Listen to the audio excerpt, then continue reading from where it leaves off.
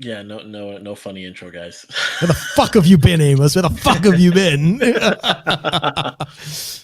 And welcome everyone to the 10K Run Oh crap, there's someone on the microphone here. To the 10K Run podcast, everybody.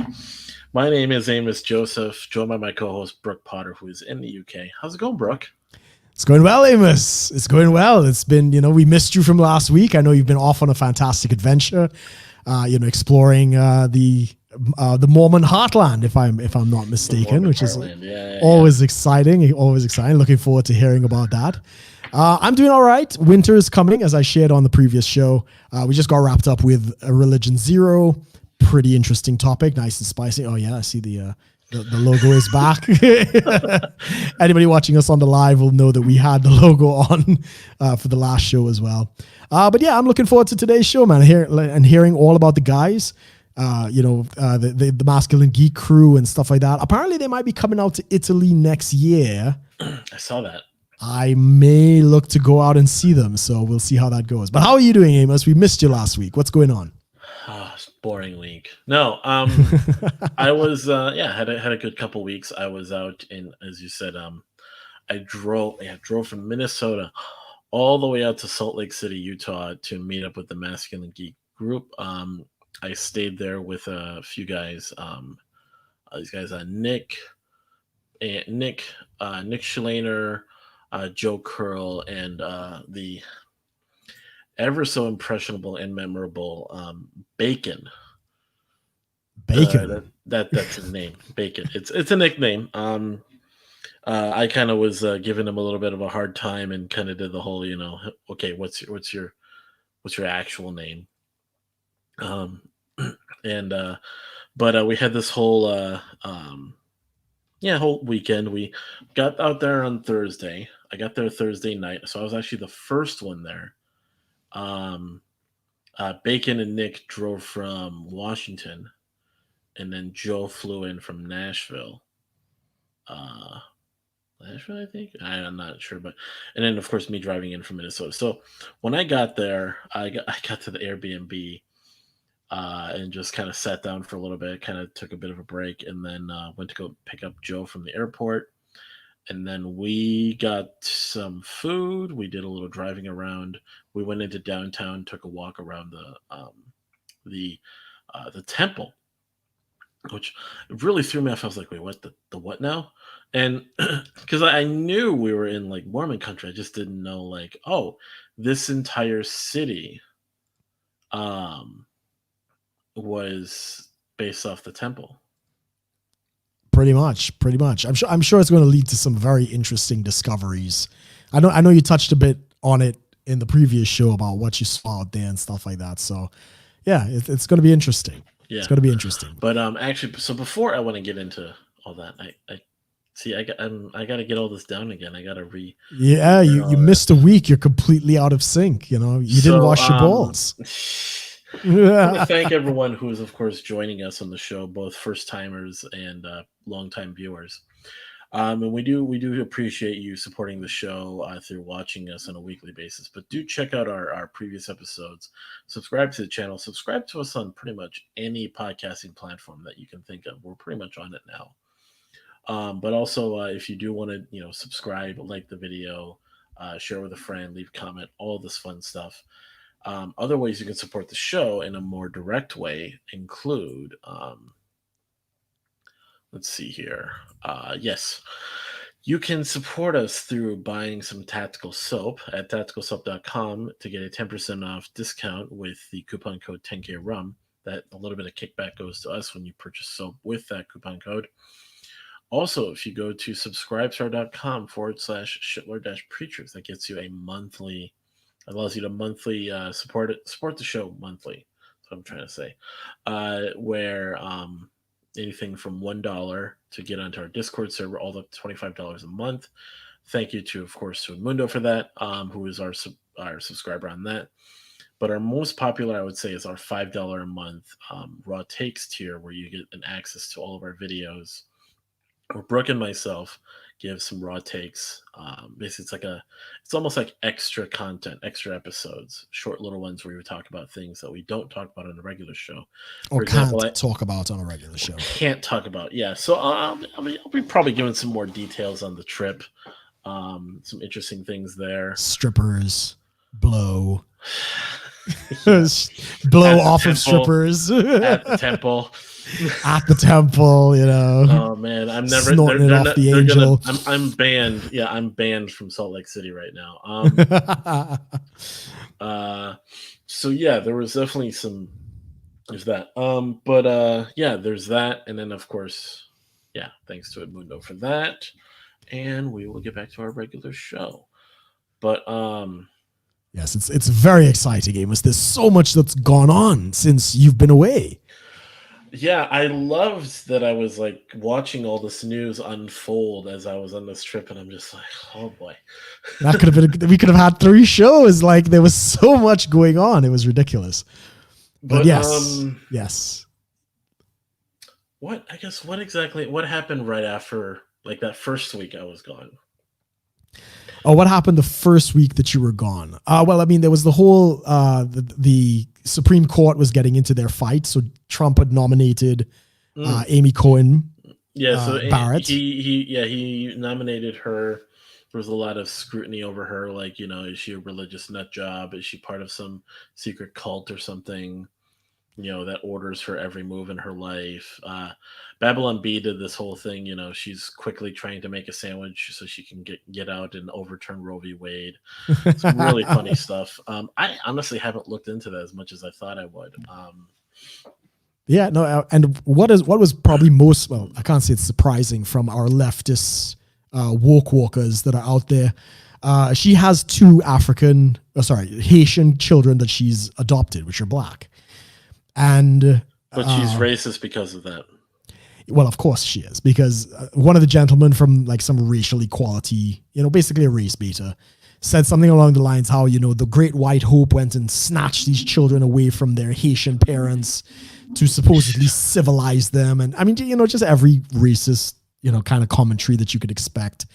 And it was a black guy that made the comment. And Richard Spencer actually chimed in and basically said, he's not wrong. So you've got a real problem if, a white nationalist is basically endorsing the exact same thing that you're saying.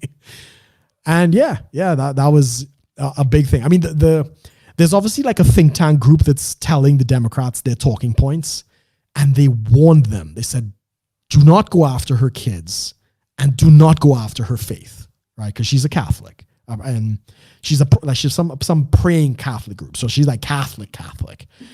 Because, let's face it, most Americans, you would think, like to see the interracial family, that kind of thing, it's racial harmony, which is great.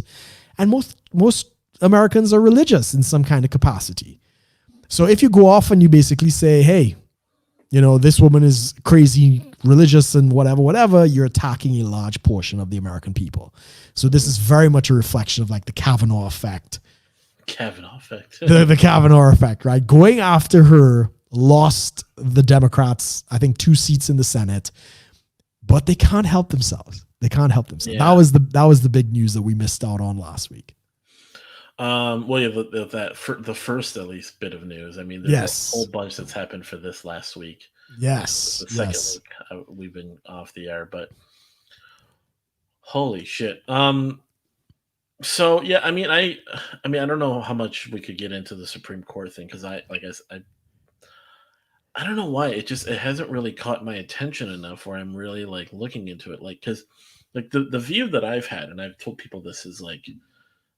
Because I've had people that are coming at me, oh, what do you think about this? Isn't there just hypocrisy all over the place? Because now the Democrats are like turning around and saying you can't, because the Republicans in 2016 said you cannot, what is it, McConnell, the whole McConnell thing where he said, oh, it's an election year, you can't just appoint a new judge, and we're gonna no, that's not what he said. He said, and I mean we discussed this 2 weeks ago, so I know you've missed some of the points. Yeah. The McConnell rule is when the executive and the Senate are in disagreement which is what the case was. Obama was a Democrat that the Republicans Right. held. Basically, the Republicans gained the seat as a check on the executive. And ironically, they did their job. They fully did their job. He put up somebody for, I can't remember the guy's name. And they basically said, right, we're voting him down, and they rejected him. So in fact, the Senate did exactly what they were supposed to do. True. I get that. So, oh yeah, but here's the thing is,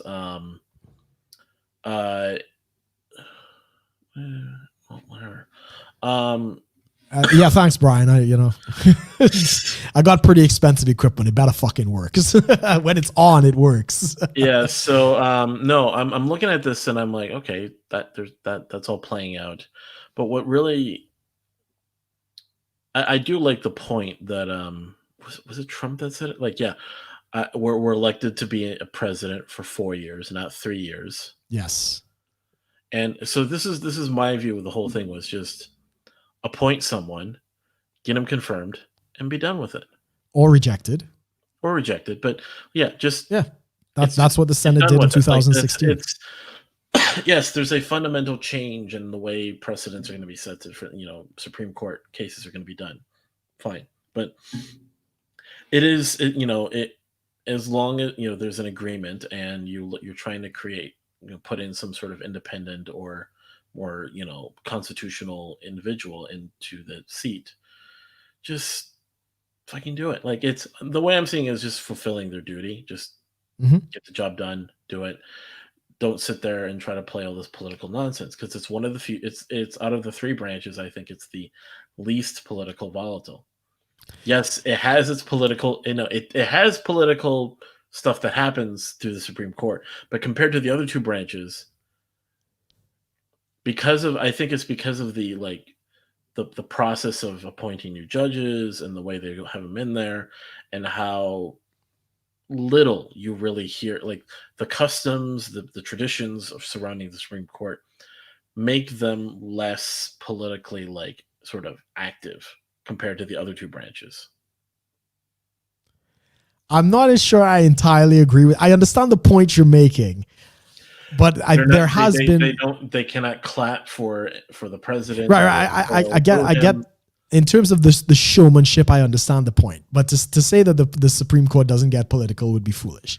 It is the least politically active. Right, and I get the point that you're making in that respect, that they're supposed to be, and from the show, they're probably the least political. Right.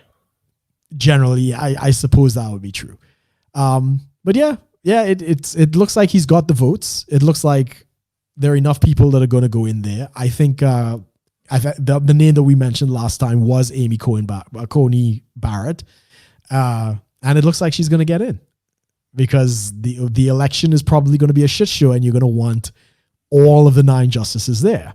Now, the other big news out of this is all of the crazy shenanigans that the Senate, the House, which is run by the Democrats, are proposing to again issue shenanigans in the Supreme Court. So one option they've discussed is stacking the court. So there's no constitutional limit on how many justices you actually need, right? There are presently 9, but there's nothing that actually says how many there should be. So technically speaking, okay, he could get his appointment and they could appoint 2 more. So that was something that was discussed. It was actually brought up in the debate as well. Yeah, that's a weird one. That's very sleazy. I mean, if you want to talk shenanigans in the Supreme Court, there used to be this thing that used to take place, which was, what was it? A recess appointment. You don't have it anymore because of, the fucking tampering. So what used to happen is, I think the Senate was out for summer, right? For 4 months. They were basically on what was recess, right? And if a Supreme Court justice died during the recess, the president can appoint somebody, and they go straight to the Supreme Court as a recess appointment, and they're allowed to legislate and do whatever until the Senate gets back into sessions to get proper hearings and stuff like that. Shit. Right? So that used to take place. We used to have a recess appointment. So the Senate basically decides, no, fuck this shit, right? We are not going to go on recess. And they're like, well, fine. If you want to work all year, that's fine. No problem. We said, no. We're still taking our vacation. But basically, we're going to have a 4-day break. And every 4 days in the Senate, they're going to convene and basically dismiss the Senate for another 4 days for the full 4 months. So technically speaking, they're working, even though there's no quorum. There's nothing there. It's bullshit. That's fucking bullshit. It's completely bullshit. That's exactly what it is. So yeah, shenanigans beget shenanigans. I think I got that from PC. Yeah. So that's what I was really getting at was just like the reason I don't follow as much is just I'm kind of like, yeah, it matters. Yes, it matters. But and when it comes to that, I'm like, just fucking do your job. I don't care. Just do it. Just fucking if you want to. I mean, I can't agree with that. I can't agree with that. I think like if there really was a fascist in the office, not that there is, but let's just say there was like a real crazy person. You're not saying Trump is a fascist? I'm not saying, no, he's not. He's the furthest thing from a fascist. But if there was actually a legitimate, if there was like a legitimate person that was like, the whole point of the Senate is to check the executive. That is their job. That's why they exist, and to check the House. So I don't necessarily disagree with politicizing in that respect. That is their job. Their job is to check the executive power. So when Obama did it, they voted and they all voted no. They just said right. So they did their job, but we're not having it. Yeah, I like I said, I mean, I'm looking at it and like most of the time when they appoint judges, there's not too many shenanigans typically. Like the shenanigans, not compared to the shenanigans that happens in the Congress and in the executive. Yes, every branch has their shenanigans, but you don't quite see as much as the Supreme Court. I would say they do it. I'm not saying it is the virtuous one. No, I get it, but shenanigans one. They do it. They do it. For instance, the whole campaign reform, Citizens United case that was basically allowed corporations to now contribute money to political campaigns. Well, that fucks shit up. No, I actually agree with it. I think it is First Amendment at the end of the day. And it actually solves a political problem. Like back in the day, this is what they used to do. The Republicans would have their oil guys, their miners, their banks, whatever. So they were really supported like maybe by 4 industries, right? And the the Democrats had their unions, teachers, police, municipalities and stuff. So you only have to do favors for 4 groups of people, really. But when the campaign reform laws came in and they basically limited everybody to $2,500 contribution max, now you got to appease the greenies, you got to appease the communists, you got to appease the socialists, you got to, everybody gets a piece of the pie. I would actually prefer if I know he's a big oil guy, I know he's this, that, and the other, he doesn't have to take on all of these crazies. And that was basically the argument the Supreme Court is. But the case that came in had nothing to do with campaign reform. They came in with a completely different arrangement, and the bench suggested to them, you should argue this as a campaign reform issue. The bench told the prosecution, this is how you should argue the case. So it took something innocuous and they made it into a voting rights issue. It's kind of like when people like, this is the weird thing when you talk to, and I'll just say this because I try not to resort to this argument, but the whole thing with talking to non-American, like foreigners about U.S. American politics, yeah, they kind of go like, they'll try to make a comment, and I'm like, well, okay, I see your point, but you need to understand are the intricacies of our government. So when I've tried explaining Roe v. Wade to people, I'll say, here's the thing. Politically, pro-choice is. I think you and I have talked. Politically, pro-choice is one thing. Being personally pro-life is another. Agreed. So what Roe v. Wade did, it's fine. How Roe v. Wade was done is what I don't agree with. And they kind of go like, well, what? And then they go, well, why do you care? I said, because this is the problem. You can't just say, you can't. This is how it's. Yes. It's not like, you're sitting there saying we built a bridge, and I'm sitting here telling you, yeah, it's a shit bridge though. Yeah, and we're just patching it. We're not actually. We didn't make a good bridge to begin with, so we're patching it so much that the patches are holding it together, and the frame is just shit. That at some point. That it's not necessarily if the bridge will collapse or anything. It makes a mockery of the builder. Correct. So Roe v. Wade mocks the way the court should have operated. Although what it created is fine.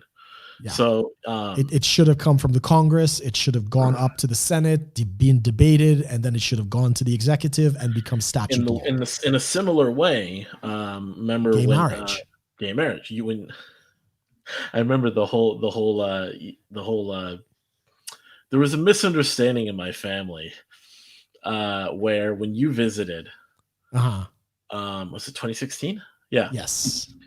that first time you visited when I was where I live now. So Brook. So basically, Supreme Court makes the ruling that gay marriage is constitutional. So it was by default, it is technically legal now in all 50 states. Yes. So I, being less politically like aware and self-aware in these things, I just posted the whole like gay flag filter like everyone else is doing. Because Yes. back when like you Facebook filters and all this stuff, I stand with whatever. Like so I did Yeah. that and I said, great things are happening in our country. So I post that, then you show up like within a week and I take a selfie with you, and my family's like, They thought I was your boyfriend. they were like, wait, they were more than friends? Like, You didn't tell me that. I didn't know that. I thought I told you that. I didn't know. I know this is the first time I've ever heard that your family questioned. So they were kind of like, oh, okay, what's going on Do here? is Amos coming out of the closet? Like, do we have to buy him a cake? Glitter? Yeah. What's going on here? And I'm like, oh shit, no, it's just Oh, I Fred. had no idea. That's so funny. And I'm kind of like, oh no. So oh shit, yeah. So then I had to clear that all up later. But this is the thing was, yeah, it's fine if gay marriage is legal. I don't care. Just why is the Supreme Court got to get involved with that? Correct. Like I said, it's not what's built. It just what's being built is mocking the builder. So it mocks the system in place. Yeah. You want to go do it the proper way, do it the proper way. But which is kind of like where I tell people is I kind of like the gridlock of our government. Yeah, I agree. Because on one hand, it there's pros and cons. The pros are crazy shit doesn't just happen like tomorrow. Yes, nothing radical could really happen. Yeah. Here's the bad part. Crazy shit can slowly be introduced over time. By the time we're fucked, which is not much we can do. We have to slowly get unfucked. Yes, it's the boiling the frog slowly rather than dropping him in at once. Yeah. So it's like, salami tactics. We can be happy that we're not boiling right away. But by the time we realize we're boiling, oh crap. Yeah, no, I completely agree. We're not deep frying frogs. We're boiling frogs. I know, I agree. And that is where there's the politicization of the Supreme Court. Even to this day, there are Second Amendment cases supposed to go to the Supreme Court that they have been intentionally delaying. The more conservative justices have been intentionally delaying because they know they don't have the votes. Right. So there's all kinds of some shenanigans, BS shenanigans, as CGP Grey said in his video. And I mean, the most recent one, of course, is at one point you needed 3/4 of the Senate to confirm a justice. That was reduced to 2/3. And then it's now a majority of 1. So if the court is, if it was just the 8 justices, I think the vice president could come in and basically break the tie. So, I mean, that's why you want 9 justices. You don't have them now. I don't think it wouldn't be the vice president. I think it's just. Or is it the speaker? Somebody comes in. I think it's either the speaker or the vice. No, it's the vice president. It is the vice president. Because, of course, he's going to vote with whatever the policy is. So, yeah. Who breaks tie? Supreme Court tie. In the Supreme Court. Yeah, it's the vice president. Oh. The hell? It's the vice president, not exactly. Well, I know he breaks the tie in the Senate. Yeah, no, same thing. He breaks the tie at the Supreme Court as well. So there's a lot of shenanigans with the vice president rule. Oh, I'm sure I haven't looked into that, but I'm no doubt there's a lot of shit going on there. I remember what's his name? Ted Cruz talked about this, where they were trying to pass a law, a bill regarding some sort of like education savings account or something, like a federally backed thing, trying to help people with like education. Yeah, tax-free savings, sure. Something like that. So basically 50-50 in the Senate. Yeah, the vice president will break the tie. So then so then the vote comes. So then they're stuck. So then they call the vice president. So Pence is gets into his motorcade and he's called in the middle of the night to come down to do the vote. So he's on his way, and during his trip, one of the Democrats gets convinced to vote against. Okay. So then, as soon as the vote gets changed, he's not needed. Okay, Lee, you can go home. Right. So he's on his way home again. But then the guy changed his mind again. Right. So they called the motorcade again. They called him again. So it's just it's Pence driving back and forth. So I don't know if that's necessarily to to mess with Pence, but it's just these shenanigans. Like it's people forcing because there's the pressure to vote with your party, and then because of that, and then now you got to get the president involved. Like, oh shit, the president's going to be with him, so we got to change it. Yeah. So then he doesn't come. So then they might not get their way. Whatever. It's just dumb. I mean that could bring us into the discussion about Trump presently having the coof and how. Oh God, I love how we just. That's like I saw it. The covfefe finally got to him. I saw some group chat, straight up like the first I heard it from, not like heard it outside of from someone else. Basically, it was just he's got the coof, and I'm like, oh boy. Excuse me. So, for those who don't know, President Trump and Melania Trump have COVID. They've been diagnosed with COVID. They have been tested positive with COVID. Yes. But it's pretty much been confirmed at this point, because I was talking about like false positive with someone. I thought there's been false positives and such, but he has symptoms. It's been he had symptoms. He was getting really sick. Well, he had a fever. He wasn't feeling good. They were giving him some experimental like cocktail of things, of therapeutics and such. Some new therapeutics. Yeah. He was feeling a little better, but then it got worse. So they took him to Walter Reed. Right. I thought it was John Hopkins. No, Walter Reed. Okay. Originally it was Walter Reed because he's at John Hopkins now. Oh, okay. So he was there. Now okay. So yesterday. Yesterday he sent out a video on Twitter talking about how he was no tie, shirt unbuttoned a bit. Yeah. A little more relaxed, and he was kind of giving an address and talking about how he's doing better. They're giving him all these different experimental things, and he's doing all right. He goes, obviously, Melania's doing better because she's younger. He goes, only by a little bit. Like there's a little bit of joking in there, which I liked. Yeah, he's still jovial. Yeah. So, you mean juvie? You mean jovial? I mean, he's jovial. Yeah. Jovial. Like yeah. He's got joy. He's still got some pep in his step. Right. When you said jovial, I'm thinking juvenile. No. It just means youthful. He's being energetic. Yeah. So, but then I was hearing some people talking about how like apparently this disease it's kind of in waves. So you could be feeling okay at one point, like, so they maybe caught him on a good part, and maybe later on in the day he's just he might crash. Yeah, fucked up by the disease. So I don't know about that, but so so far it's okay. I mean, there was already like all the talks of what would happen if the worst happens. Yes. Like what happens to the election. And I was like, I even had people like messaging me, and I was like, oh God. Because I knew a little bit about it, and I was like, it gets really complicated. Right. Because if a sitting president who is up for re-election dies at a certain point, it depends on when. If he dies before election day versus if he dies after election day. Yes.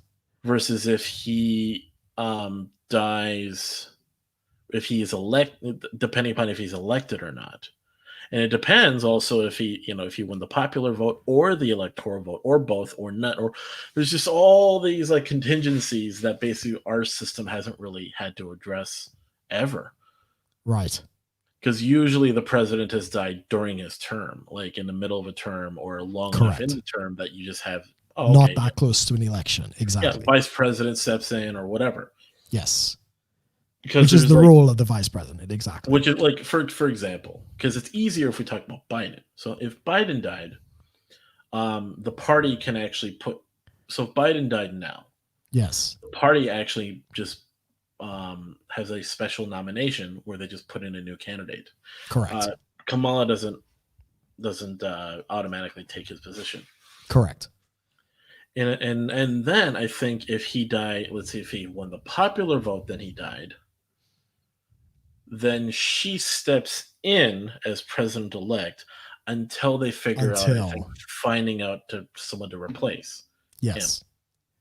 And then, if then both the popular and the electoral are already voted, and then he dies, then I think it's a similar process too. Right.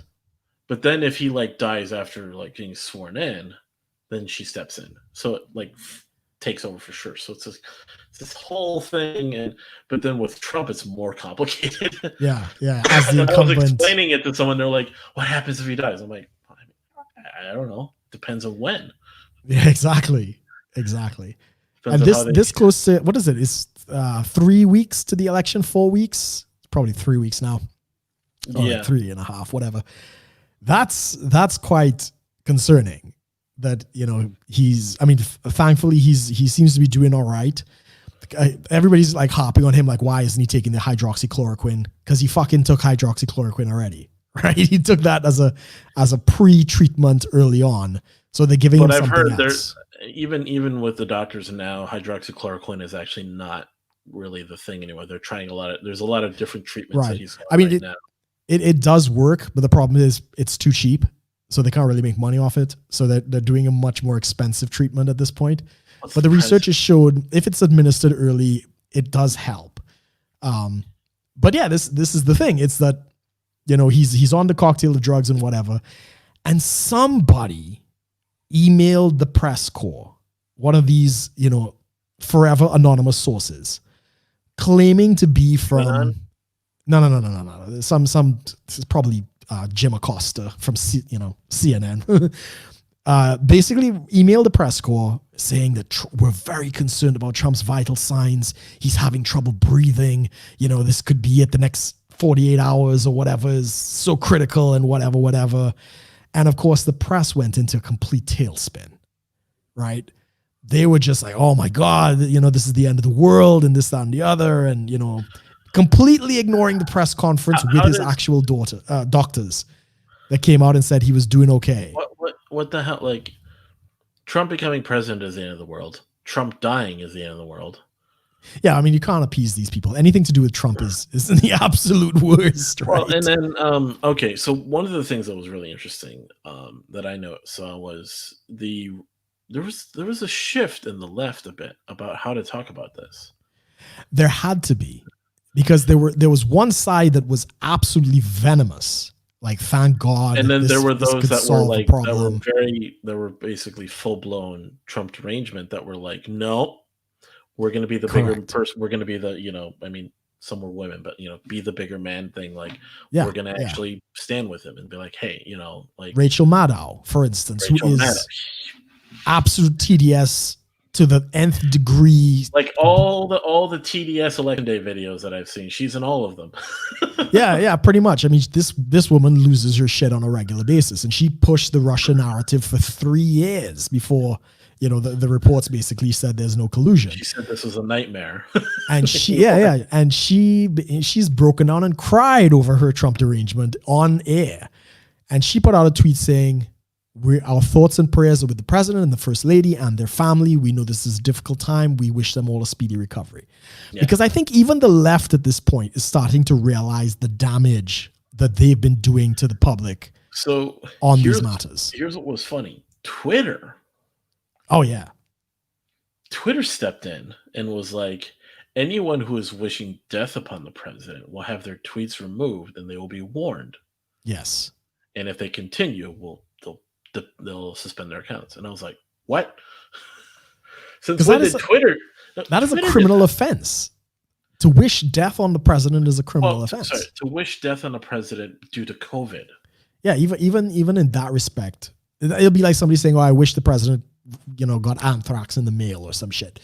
right? I might even be in trouble just for saying that. That's different.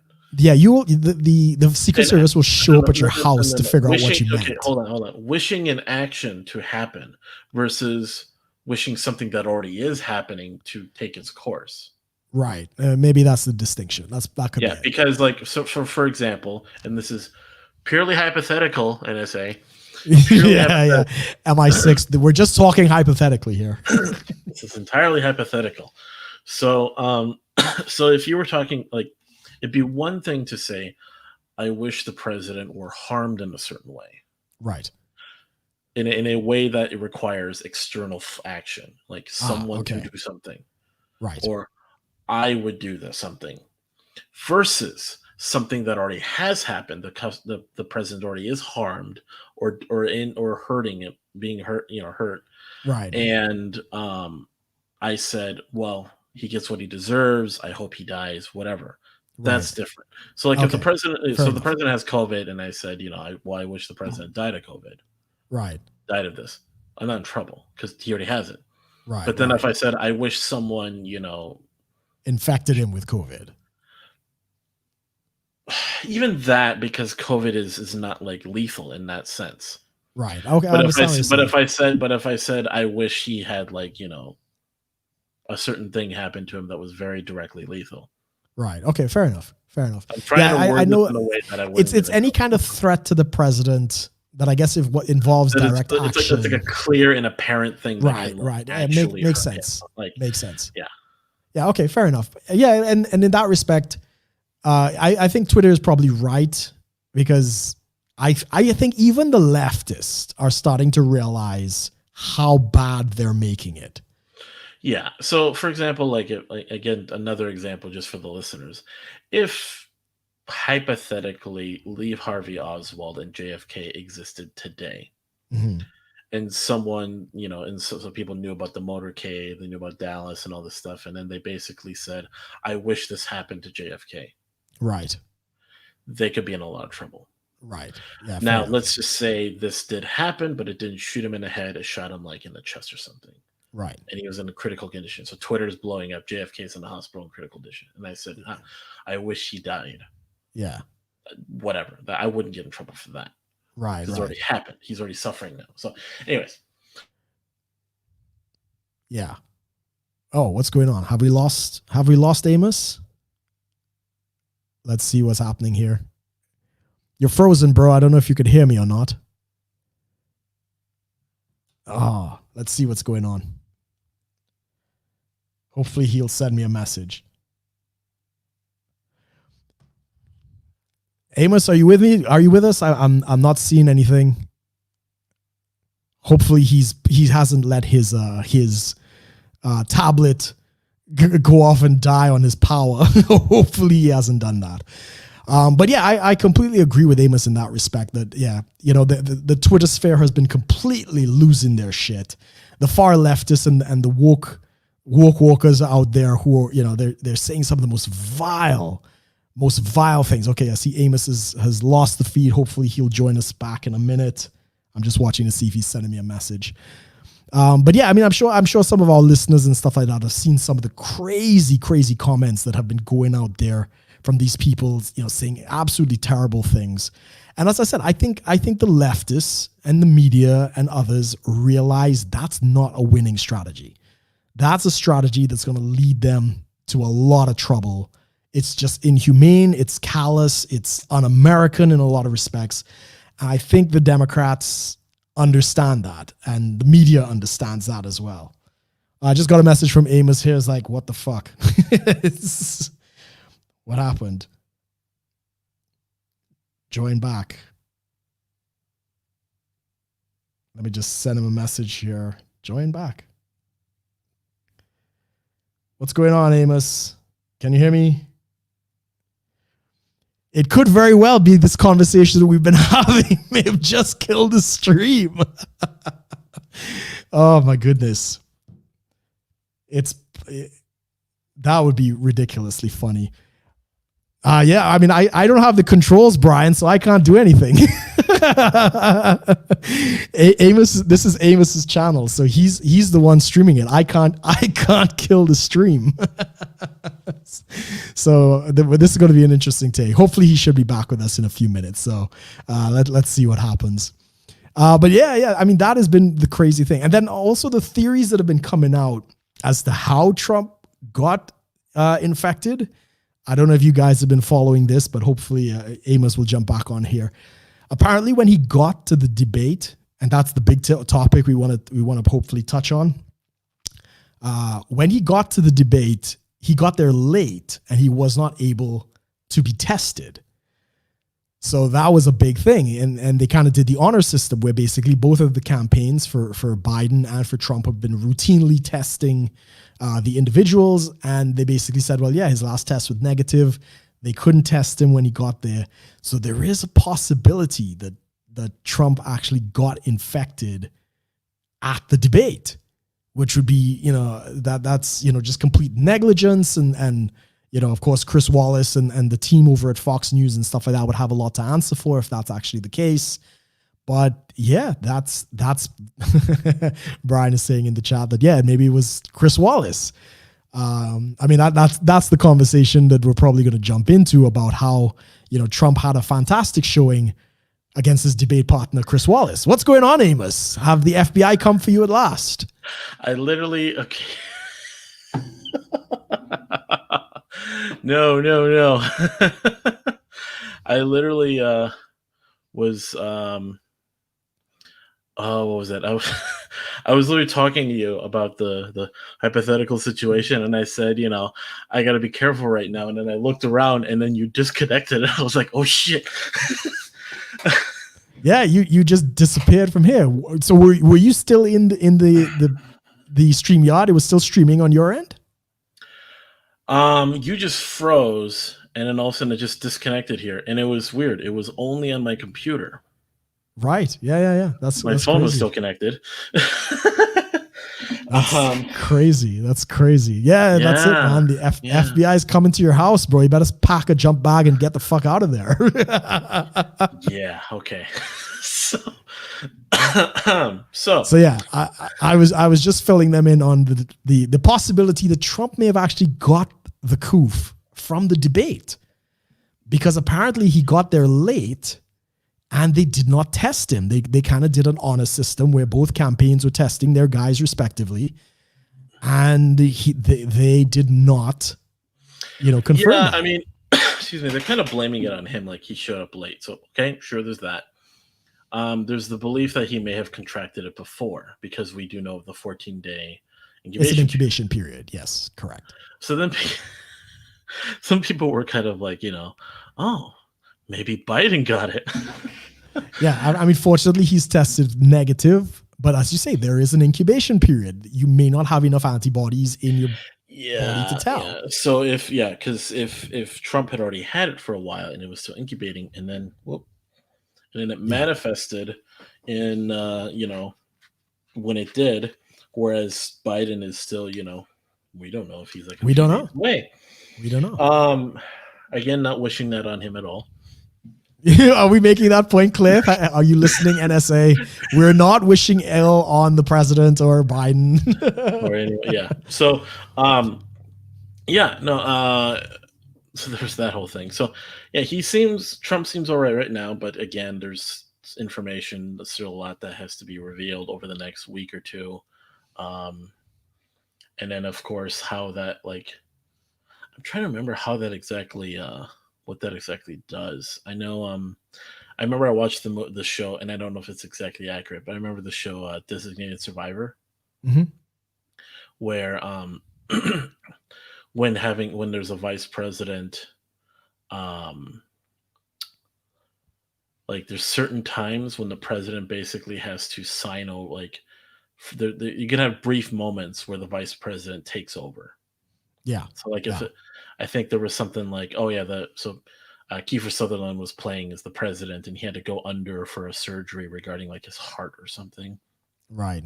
There was a 2% chance he could die. Didn't happen, but he had to be under for 12 hours or something for surgery. Yeah. And the country still has to run. And Yeah. because he does that, like the vice president has to essentially take over for For a those bit. 12 hours. Yeah. Yeah. Yeah. And nothing happened, but it was just like one of those things where he had to like, consider those options. Like, okay, I'm gonna be, I'm not gonna be president while I'm sleeping, Yeah. Yeah. essentially. Pretty much. Pretty So much. so yeah, that's the whole thing right now. I'm trying to think like, is technically Pence president in terms of power? I don't think so. I've Like, because does the he put out a president have video. oh, I go don't know ahead. if you saw this, but there was a video that came out today, I think. Again, he's looking good, and I think they put out 2 pictures of him actually doing some work in the hospital, where he's got a bunch of papers and stuff like that. So I don't think it's come to that yet, but it might, because Yeah. it does. I mean, our Yeah. prime minister in the UK, Boris Johnson, he actually had it, and he did the isolation for 14 days, and even after that, he had trouble breathing, and I think he stayed in for another 7 days. So that's the possibility.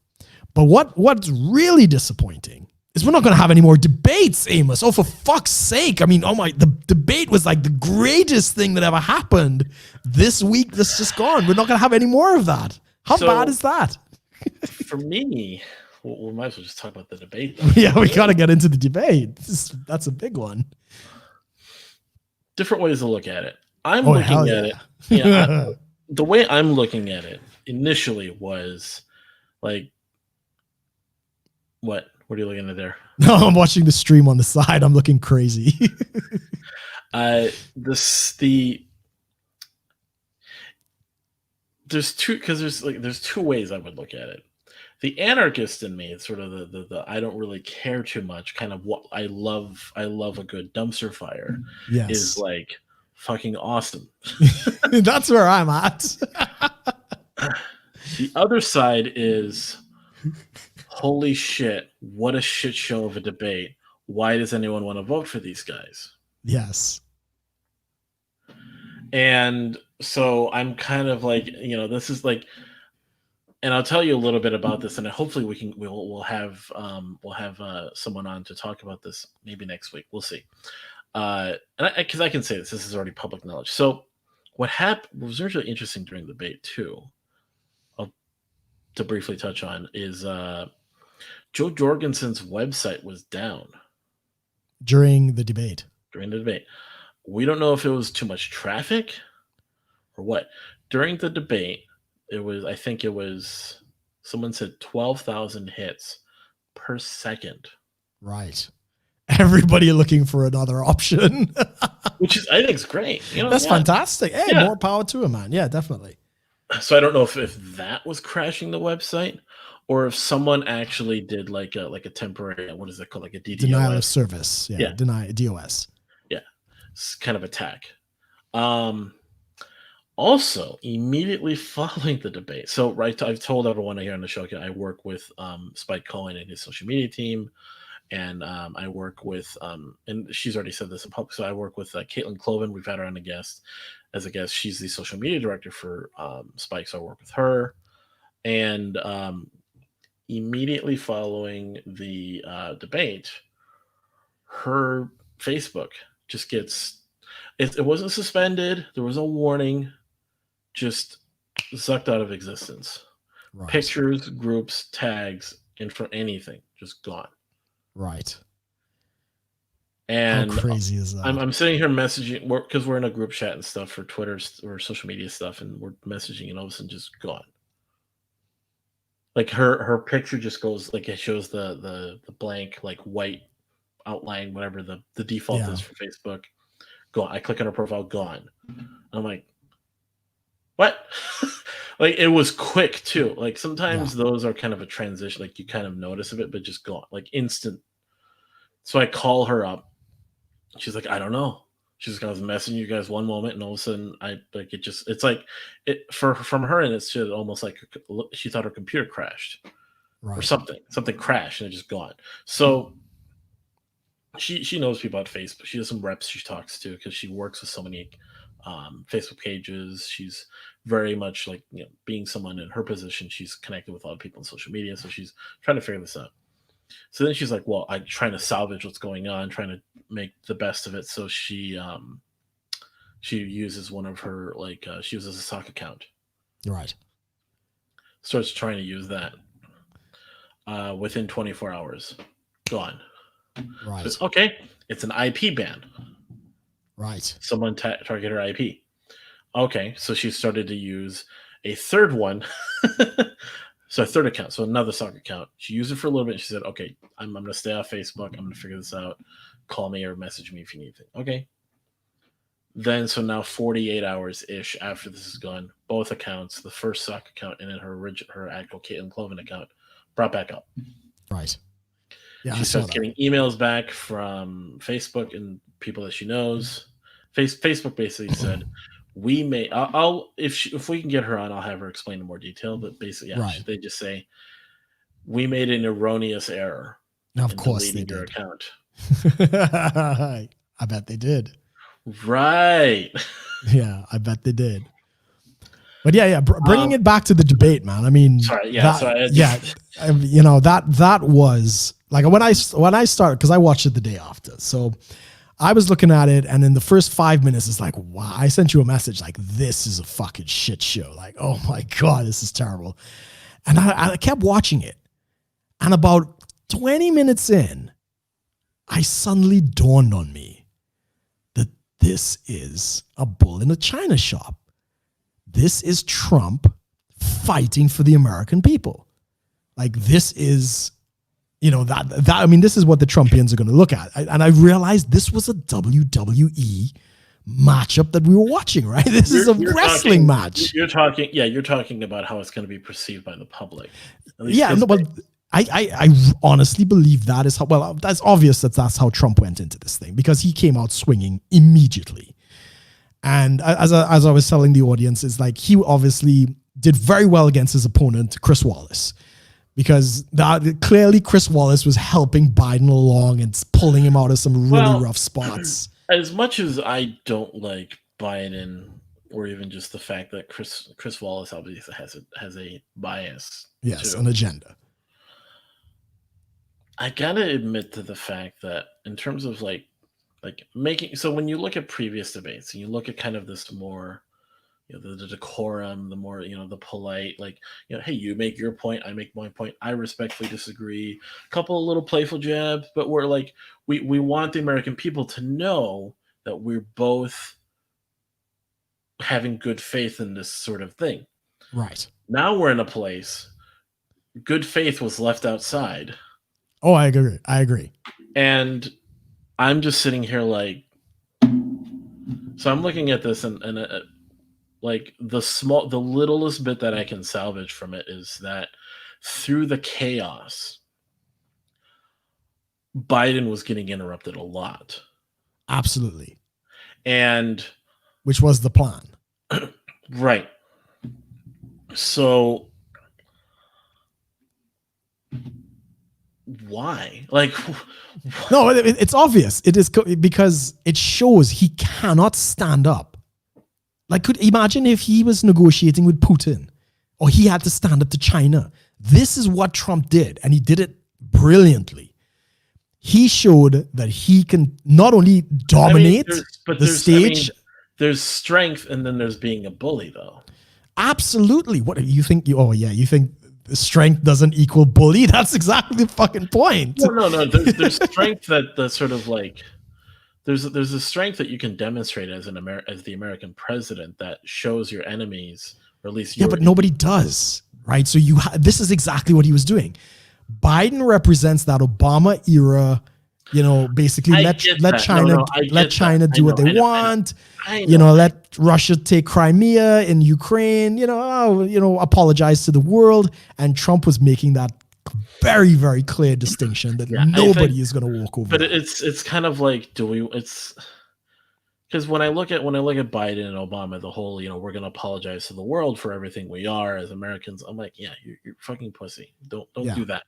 Yeah. But I don't like how the alternative is just, okay, the alternative is the interrupting, disruptive bully.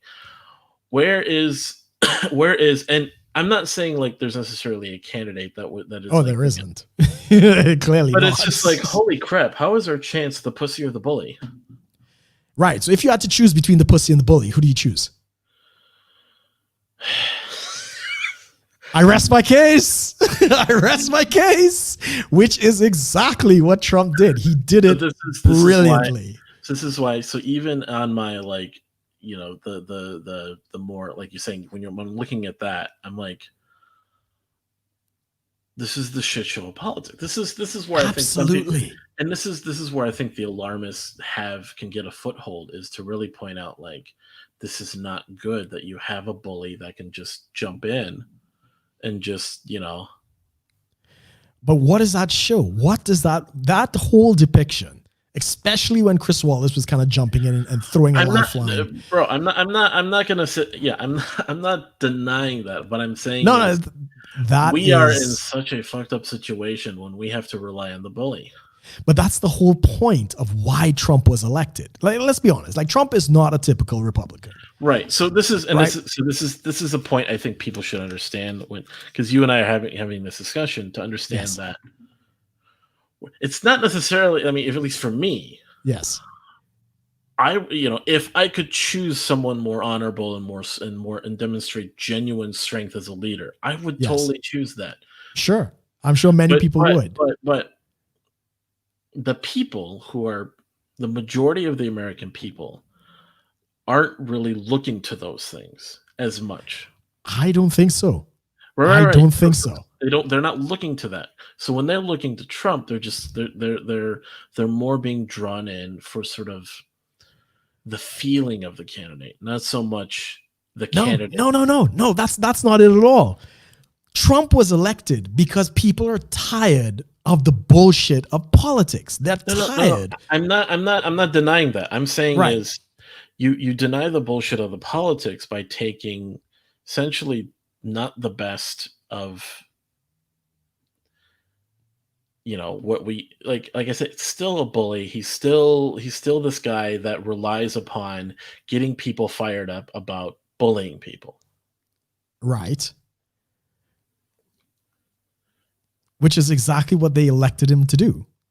Right. No, I know that, but I'm saying it's a shit thing to elect someone for. No, it's exactly what I said. If you're sick and tired of the ivory tower and these elitist politicians looking down their nose at you, you press the chaos button. You hit the button and say, send the bull into the China shop and fuck shit up. That is exactly what he did. That's why he was elected. Well, that's what nobody's doing it better than him. But it's not. Well, I know it's what people wanted, but it's not what people needed. Oh yes, it absolutely is. It absolutely is, because the free trade agreements, you were selling your country out to China, the jobs were going, people were out of work, all of these good things. I completely agree that he had to do what he had to do to try and bring some prestige back to America and give people something to be proud of again, instead of these apology tours by Obama and these others. He's doing exactly what he's done. I'm not for the apology tours or anything. No, I agree, but the American people suffered. The answer to a pussy candidate is not the bully candidate. It's just a more honorable candidate that is not going to bow down, but is also not going to bully. No, not necessarily at all. If you're sick and tired of the politics of Washington, you send in the chaos candidate, and that's what Trump is. That's what he was elected on. That's what he's running on. So what do we do after him then? Oh yeah, next round you'll probably get a decent you'll get a Trump with actual like political suave. You'll get a populist, maybe a Ted Cruz or somebody who has very, pro-American stances, but they're more polished. But Trump is the chaos candidate. He's the one who had all, and you know how we know this? Bernie Sanders was that on the left. Mm-hmm. Bernie Sanders, again, an anti-establishment character. He had all the momentum on the left. Now, the party screwed him, and Biden screwed him in the debate as well, because he got Bernie Sanders to kind of sign on and be like, yeah, I'll support your policies, and then he threw him under the bus in the debate. But Trump and Bernie were the ones who had all the energy and the passion of the American people behind them. They are the it's the reason you have AOC, Cortez. It's the reason you have Ilhan Omar, apart from the canvassing controversy that's been exposed by Veritas. You have these radical people coming in because people are sending chaos. The Democratic Party doesn't even like these candidates that they have because people are fucking fed up of it. And that's what Trump represents. He is the bull in the China shop. That's what he is. And that's what the American people wanted. Yeah, I guess I just. Yeah, I wish it was more polished. I wish, he could be presidential, but Trump is gonna Trump. Well, so this is the I think this is our difference on this is I understand what the people feel they want and what the people want to do and what this is what it leads to, but there's obviously like the better course that can be taken. Oh, Brian is reminding us we forgot to wash our balls. That's quite right. Yeah, we're not going to do it now. It's too late. Yeah, we run our show here. So, but this is just there is the better option, and then there's the option that the people are wanting to take because they're tired of something. So it's like you can like there's you're tired of all the bullshit that's been going on. True, right? We know that. You're tired of all the bullshit, the apologies, the pussy presidents, the leaders that just kind of bow down to everyone else, the mob and all this stuff. We get that. So, so then what typically happens is people are so tired of it that they're wanting to just like, fuck it, just destroy the whole thing. Like bring the whole thing down. Yes. But when you sit there, so when you're looking at, let's say, again, using the analogy of the bridge, you're saying burn the whole bridge down. Yes. I'm saying fucking just build a new bridge. Right. But in order to build a new bridge, you got to get rid of the old one. In your analogy, you start with the demolishing of the bridge. But instead of like destroying the bridge with everyone on it, I'm thinking like now you're special pleading. You're creating a scenario where there are people involved in this thing. The people who are on the bridge are the elites, and they're the ones who fucked up the bridge in the first place, right? And nobody gives a shit about them because those are the people who, Americans are stupid, fly over country, yada yada yada. Fuck your gun, fuck your God. This is like the ineffectiveness of radiation with treating a tumor, because when you do radiation, you kill a bunch of healthy tissue too. Right. Are you saying there's some good government agencies we should keep? So there's some that can be run more effectively to actually service it. That's not what I asked. I asked, are you saying that there isn't enough rot out there that you kind of want to, you just said replace the whole bridge. You didn't say take out bits and pieces of it and keep what works. You got to pick one, bro. But I get you. But I mean, let's get back to the debate. Okay, so maybe we have a difference of opinion about it, and it would be great if you had somebody presidential. America rejected those people, right? You had Rubio, you had Ted Cruz. Ted Cruz is a fantastic speaker, fantastic politician, very libertarian, more so than Trump was. They said, no, fuck that. We want Trump. Yeah, this is kind of the thing is the mob favors sort of more of a bully type person. Completely agree. This is the problem of the mob, though. I don't know if the mob, well, I mean, the mob is the vote. So, I mean, that's not necessarily the problem. I mean, it sends a very strong message that they are sick and tired of what's going on. Yeah. What other option do you have? But this is the thing is the way we do our elections has devolved into sort of like, instead of like voting for proper good men of good conscience and all this, we turned more and more into less and less proper people. And like what political system doesn't do that?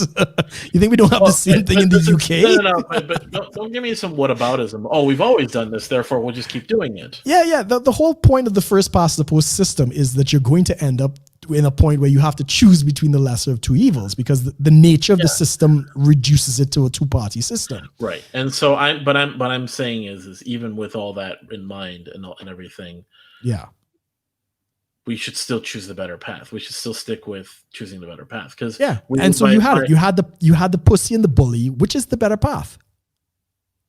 No. It's a shit choice, right? It's the douche and the shit sandwich, right? The South Park. Right. That's what I'm trying to get across to everyone, because everyone's sitting here like, oh, we need the fucking bully. We need the bully. It's like, no, we didn't need the bully, but we are in the point now where literally you think the bully is your best choice. And I think you did need the bully. The system was so inept and y'all were giving away so much money. You know what you really needed instead of the bully? What is that? The anarchist. Yeah, which you didn't have. Right, the Yeah, closest no, you had to that. I get that. So yeah, this is the thing: is so do you get a corporatist bully that's still corrupt, or do you get the Well, I mean, there's no evidence that he is corrupt at this point. Having that much power and not being corrupt is sketchy at Right, best for me. Like if you truly want to believe the idea that the system is corrupt, then anyone that gets into that position is like 99% corrupt. Right, but again, that's special pleading, right? You're saying because he's in the system, but the fact is, one, he's not like any other. But you just said that the system is already pretty screwed up as it is. Yeah, the system completely is. I'm not saying anyone that so what do you do? Their way into it has to be pretty fucked up too. Oh no, I agree. Their motives are probably off, but the difference is, one, he can't be corrupted. He doesn't need the money. Right, that's like the best selling point of Trump there is. But in fact, he's giving away money. Doesn't make people necessarily corrupt either. It could be power, right? But I mean that is he's already got the power. And if there was anything really corrupt, believe you me, the media, they would pretty much find it. I'm not saying he's spotless. But I'm saying he is the best answer to the corruption that's been taking place and the handing over of global power and influence in the best available answer or the best answer.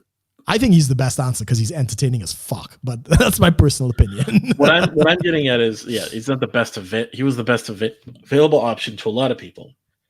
Yeah, and I think given the available options really just came down to two.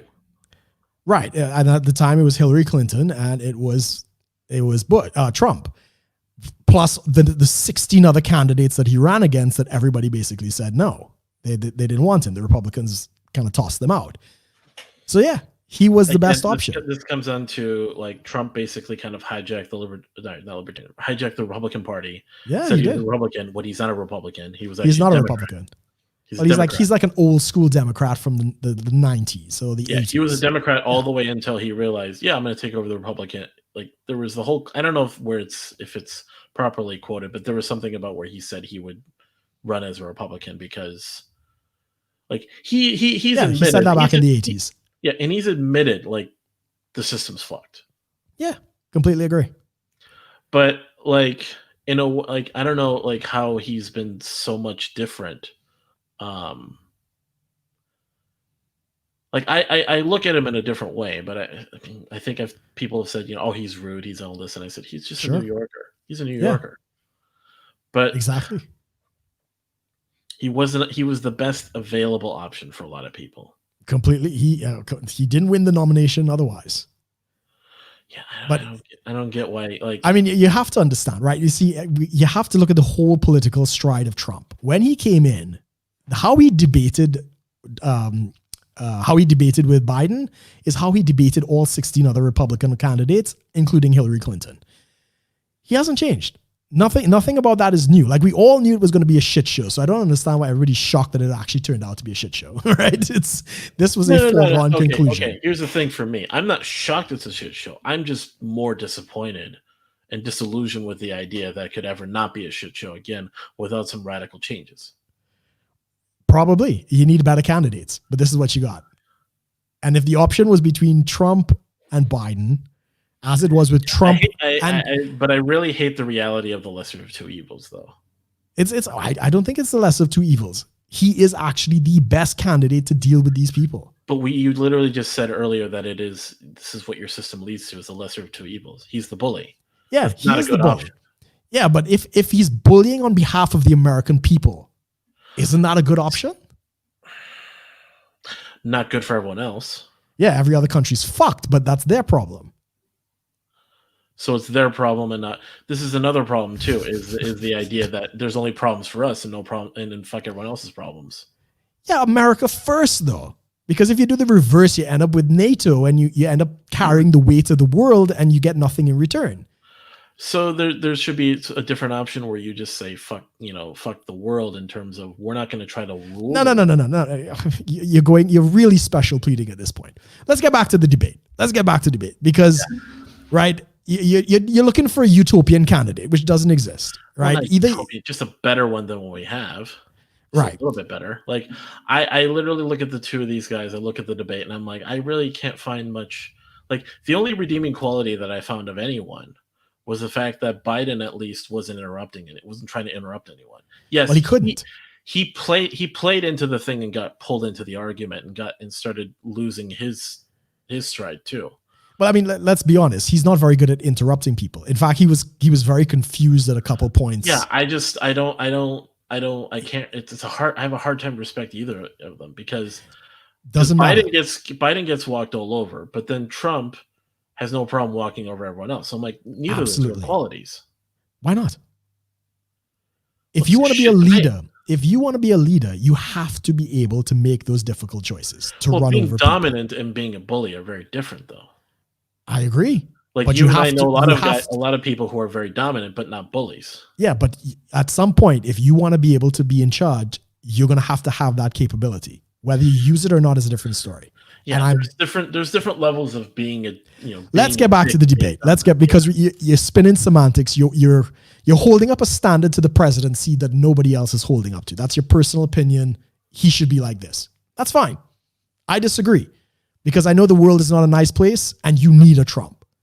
Because if it's up against China, Putin, anybody else, you would not, that bullying attitude, like we can do attitude, that's been missing in America for a long time. And I think you'll need that. I think you'll need somebody who's not afraid to take the heat and just bull through to get what he believes is right. That's refreshing. What the heck? What's that? What's that? Amos, whatever. So, So yeah, I mean, there was some interesting points in the debate, right? Apart from Trump's definite steamrolling and all of those. How many times did you watch the debate? once. I'd say watch it again. Watch it again. I listened to it twice. The first time I thought it was an absolute disaster. And as I say, about 20 minutes in, it's like, oh, I see what he's doing. This is WWE. This is television, which Trump is very good at. But then when I watched it the second time, it was actually not as bad as I thought it was. I mean, it was bad. Don't get me wrong. It's very hard to misplace that. But watch it again, and Trump actually made some very good points. And Biden tried. He definitely tried. He didn't really push a lot of policy positions. And they definitely tried to trap him on the whole racial sensitivity question. So Wallace said, you've just banned racial sensitivity, which he didn't do. He didn't ban racial sensitivity. He banned critical race theory, which is something completely different. So there are a couple of them that he didn't really get into. And of course, we have to touch on the Proud Boy situation.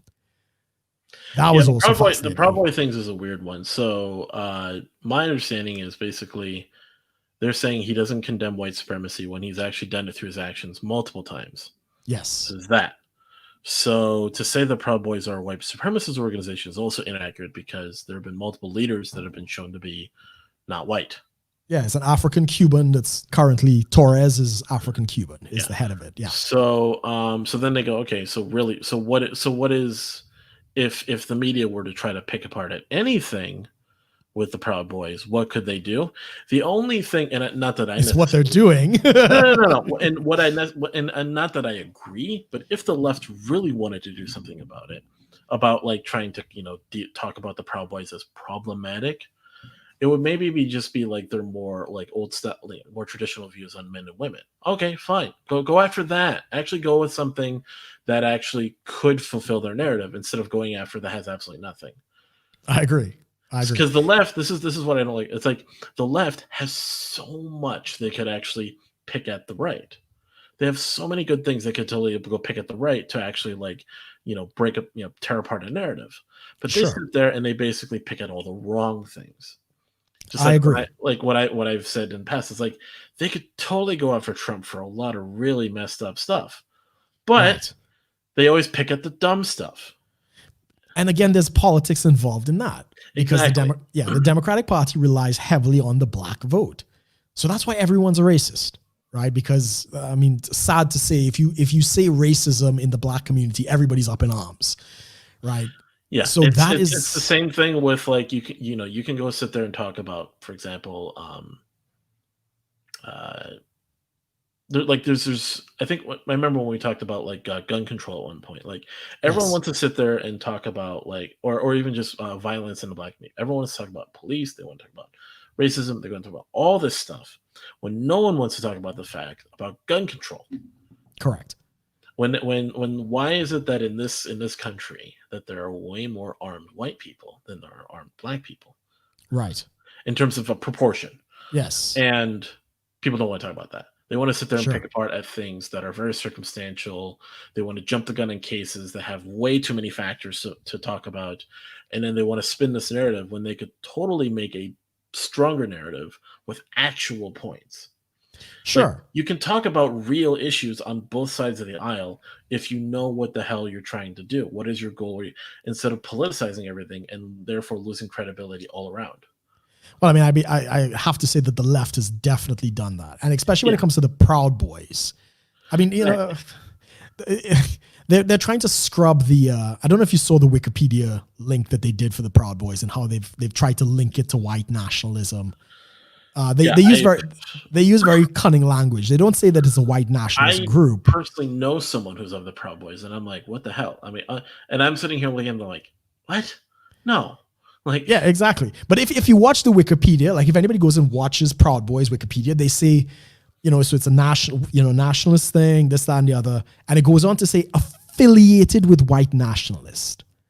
It doesn't say they are white nationalists. It say they've been in proximity to white nationalists. And if you click on the citation that they use, they basically go to an article, to some opinion piece of an author that basically says that they were around in Charlottesville or whatever when there were neo-Nazis there. They just happened to be at the same place at the same time. Not that they knew each other, not that they're like buddies and sharing drinks. And this is the kind of nonsense that's passing for journalism look at this. at this point. Has it changed? Because they're trying to change it right now. What the hell? There's way too many references here. Yeah. So I mean, since Proud Trump Boys are mentioned far right. Okay, I can agree. Okay, right wing. Yep. right wing, yeah, definitely. No. They're for libertarians. They're libertarians. They're less government is one of their statutes. So they're not Less fascist. government, not necessarily libertarian.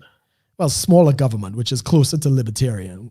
Gavin McInnes is a libertarian, bro. It's like that's the furthest things from a fascist. Well, Do you see the bit that it says about associated with white affiliated nationalism? with white supremacists. Right. I don't get that. Promotes and engages in political violence is and then they have like literally a million references here. So this is what I don't get. Yeah, usually when in response to Far right. Antifa, that's what they're trying to spin. Far groups, New York Times. So they're quoting New York Times, USA Today. Yeah, it's opinion pieces on the newspapers. University of Minnesota, Rhetoric Society Quarterly, Education, Philosophy, and Theory.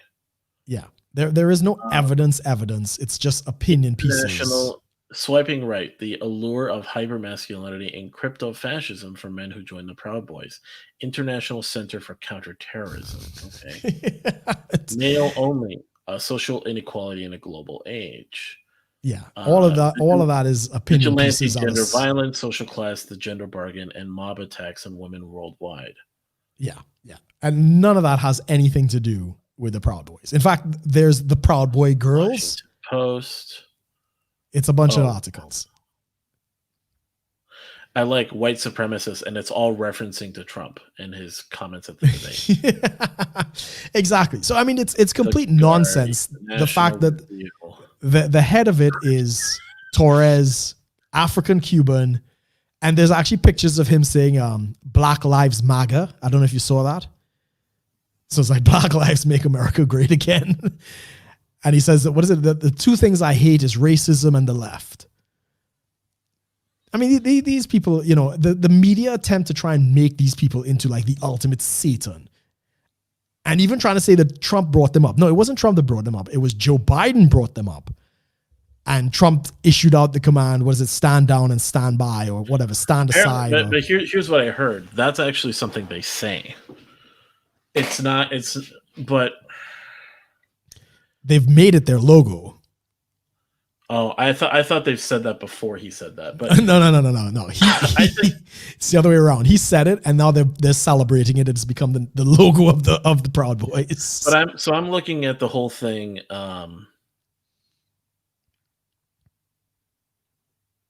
Yes. I'm just looking at the chat here quick. So I'm looking at the what I've understood as the Proud Boys is they're a bunch of they're a bunch of men who are. It's kind of like they're trying to come at some sort of like when you and I talk about red pill masculinity and stuff. Proud Boys kind of goes after more of the tradcon masculinity. Yeah, that's Kind of exactly more, it. which has its own problems, but they're kind of like. I mean, have you pull up see if you can pull up their website? You can actually see what they're all about. Unless, of course, Google is banned searching for their website. Yeah, there's a whole bunch. Yeah, I'm just getting news articles. I think they've removed the Proud Boys from their search engine. Yeah, they literally have. But yeah, they have like, I think 12 principles and stuff like that, to which you have to be a Western chauvinist, which is basically the whole premise of this thing. You have to believe the West is the best. You have to believe in free speech, Second Amendment. Yeah, you can't even pull it up. It's crazy. That's how ridiculous this has become. Here it is. I just used DuckDuckGo. Yeah, I was going to say that. I was going to do the same thing. We just got that in the chat as well.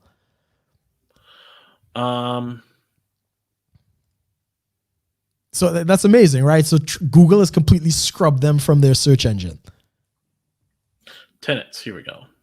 So yes, pull up the tenants.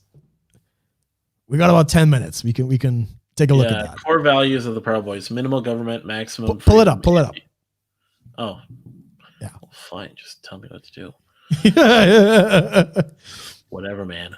Because I want to see it too. I can't get it on mine. So ProudBoysUSA.com. Proud Boys Western chauvinism. Core values. Minimal government. Okay. Maximal freedom. Anti-political correctness. Anti-drug war. Closed borders. Yes. So closed borders, depending upon what libertarian talk to, is definitely debatable. I'm not for closed border. I'm not for no immigration. Borders. Yeah, but that's one thing. Okay, anti-racial guilt. Okay, anti-racism. Okay, pro-free speech, pro-gun rights, glorifying the entrepreneur. So that's free market stuff. Yeah, venerating the housewife, reinstating a spirit of Western chauvinism. Yes. We're not an ism. What? We are not an ism. You literally use the word chauvinism, but okay.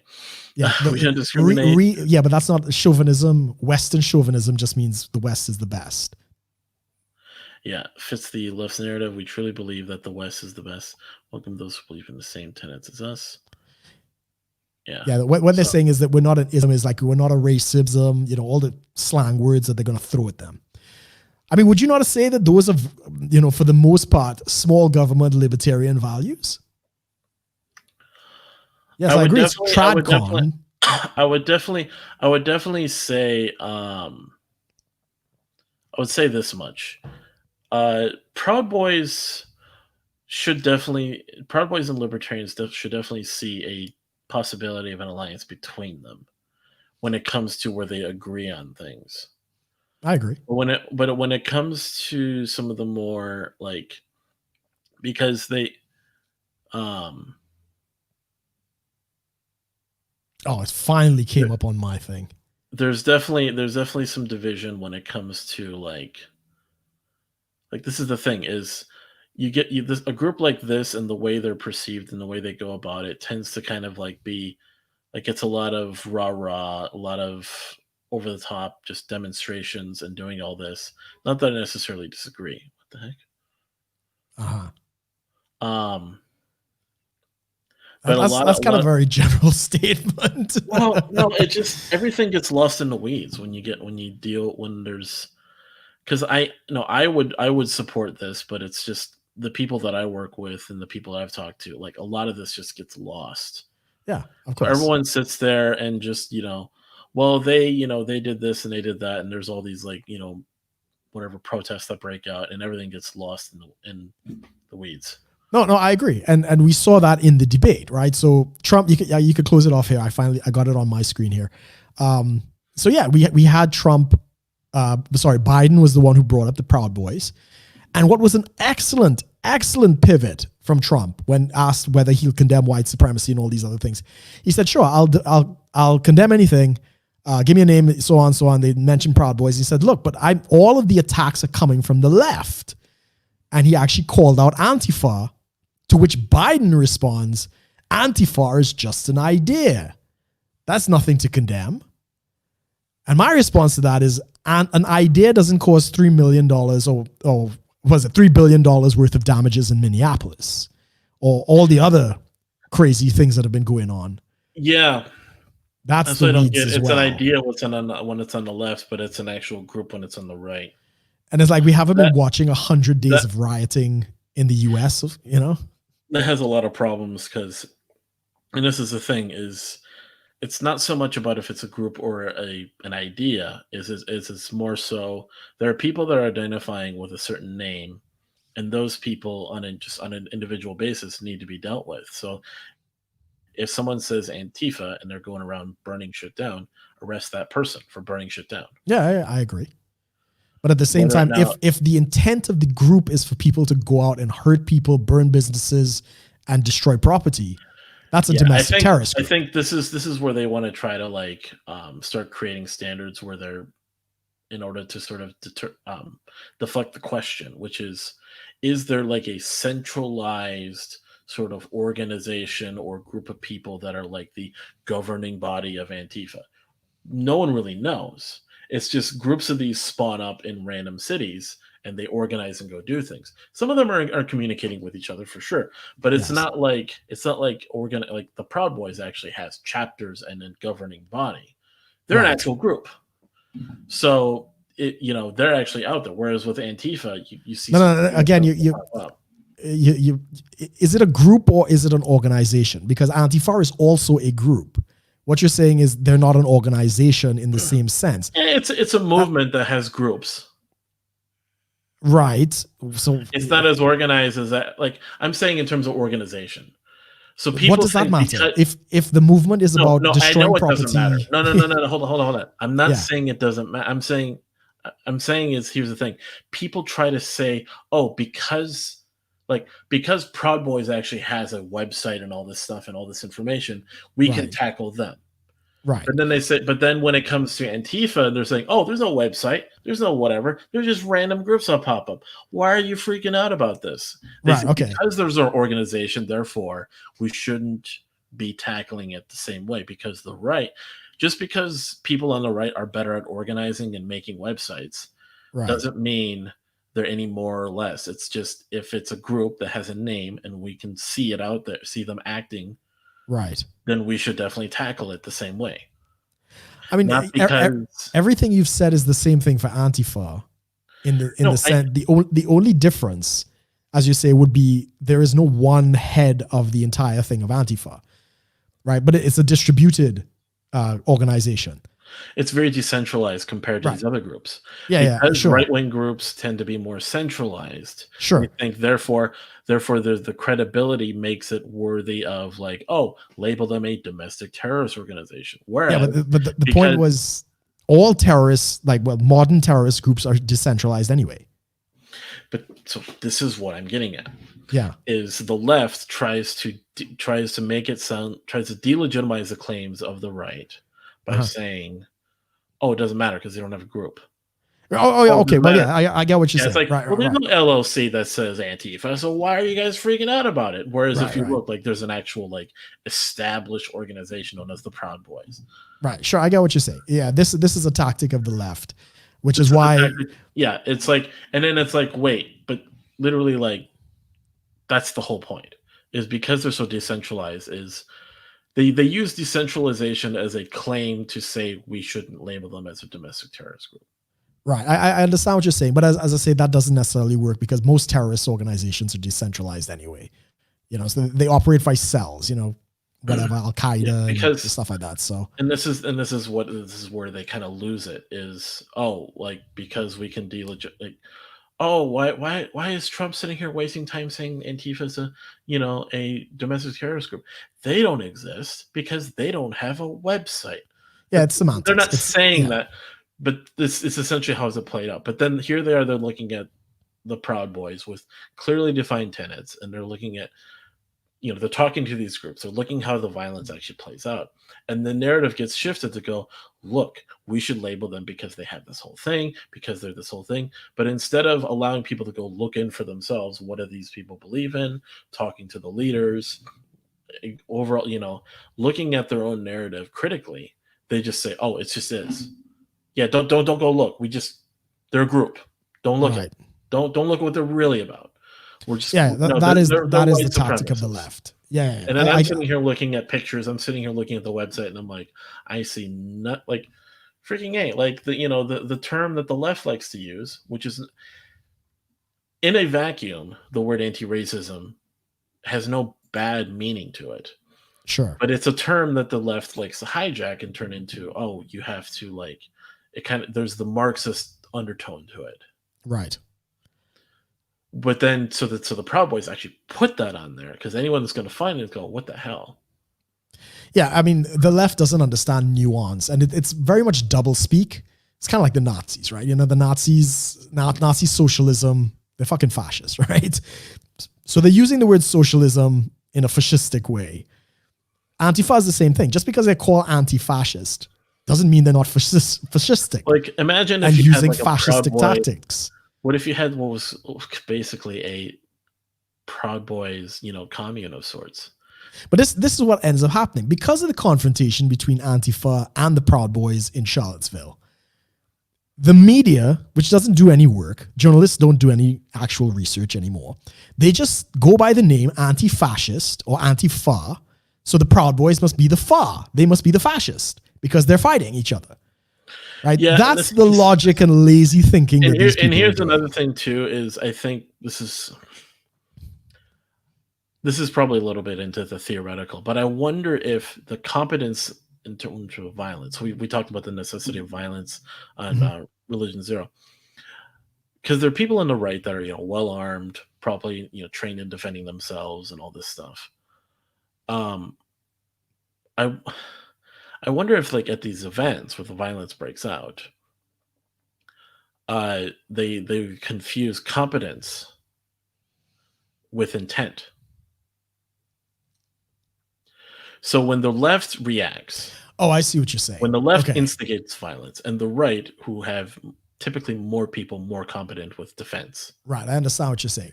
It comes across as an intent to enact violence instead of competence in defending oneself. Right. I get what you're saying. So this is the same thing with the guns, because you have these right-wing groups that go out and they're armed not to the teeth, but they're armed. Yes. They've got body armor. They've got a whole group of them all with, completely legal, but properly armed. And they go out there and people perceive that competency with intent when it's not. It's just competency. And this is kind of like where a lot Kyle Rittenhouse. Yeah. This is where protests and a lot of the understanding of violence kind of is lost, is if the left and the right both had competence in the violence, not violence, sorry, had competence in defense and protecting themselves and standing up for themselves. Yes. A lot of narratives would fall away and you would just be left with mostly of what do they actually believe in? People actually caring, because they'd be like, wait, because you wouldn't view all these other things. I would like to think that, but that's obviously not true, because we have had an Antifa member go with a gun and shoot a Trump supporter in the middle of the streets. And that's a one-man thing, though. No, it's the same thing, because the Proud Boys got accused of the death that happened in Charlottesville from a one-man thing. So they got vilified, while the Antifa, self-declared Antifa on confession with video, went nowhere. and they're he was armed with a gun and he shot the guy very effectively in his ideology. I know, but I'm talking about like it wouldn't make a difference. If you look I know when you're looking historically with groups both on the left and the right that were properly armed, the whole narrative is completely different. And the left doesn't. No. The narrative will always be the narrative. They're going to pick sides. The media is going to have propaganda. I know. But what I'm getting at is now today with the left versus if you looked at more left-leaning groups in the past who weren't subject to a lot of these ideas of of how violence was handled. They like the left won't. There's no way to say that. There's no way to say that. No, when you're talking about gun control and everything with the left, they sit there and they're all for gun control, right? But they won't acknowledge the fact that in the history of the left, there have been plenty of groups that were well armed and didn't fire a single shot when they were protesting. Sure. And they won't acknowledge that. And then when they look at that, those historical moments are now reinterpreted to not mean some sort of leftist thing. They try to aspire to some other ideal or whatever. They don't own to that. They're like, oh, we can be properly owned too. They would rather stick with their gun control narrative. They'd rather stick with this pacifist utopian idea of no guns, no violence. We just have our I mean, we're just going off into the weeds on hypotheticals, and we're claiming to know what the left thinks and all these. I don't think any of that is really relevant. I'd concede the point that, because the left tend to be the reverse. The left was the flower children of the 60s. They were the hippies, right? Flower children putting petals into the muzzles of guns and stuff like that. The left generally has not had a lot of revolutionary gun violence. But even with that, that's a genetic fallacy to say that just because they never did that has any bearing on where they're at today. So irrelevant. But I mean, we are coming up on time there, Amos, and I do have a delivery coming in. So yeah. So well, thanks for joining us today. We kind of got a little. I was hoping we would actually get to the debate. I mean, we could have this massive event that took place, and we touched on it for 5 minutes. We didn't even get into the substance of the stuff, but. I mean, I personally don't think of it as having much substance to it. Yeah, but hypothetical conversations and what-ifisms doesn't have much bearing on anything either. Right. It's good to discuss what's actually taking place on the ground. But let's see here. Yeah. So, anyways, for everyone who's of course supporting the show, do subscribe to the channel. Leave a comment below, like the video, share with someone you think will enjoy it, and of course, check out our previous episodes. But also check us out on all your podcasting platforms, such as Amazon, Spotify, Google, Apple Podcasts, Podbean, which is where we're hosted. So check those out. And of course, if you do want to support the show in a more direct way, do check out tacticalsoap.com and use the coupon code 10KRUM. That's just 10KRUM when you're purchasing, and it gives a little kickback to us when you're buying the soap. Or you can also go to subscribestar.com/shitlord-preachers to support us on a monthly basis, anywhere from $1 a month to $25 a month. And that gives you all sorts of perks that you can check out on the website there. But and which, of course, leads you to our top tier, $25 a month at Mundo. Shout out to him for supporting the show. So anything else real quick, Brooke? No, it was spicy show. I am disappointed we didn't get to the debate. That was the biggest event of the week. But yeah, I'm looking forward to next show. You're not traveling anytime soon. And I think we should have at least 2 Raw Take stories coming up for our Subscribe Star people. Yes. Maybe this week and next week we'll probably put those out. Yep. So yeah, definitely look out for that, guys. Anyways, thanks everyone for joining us. We will see everyone next week. Thanks for watching, everyone.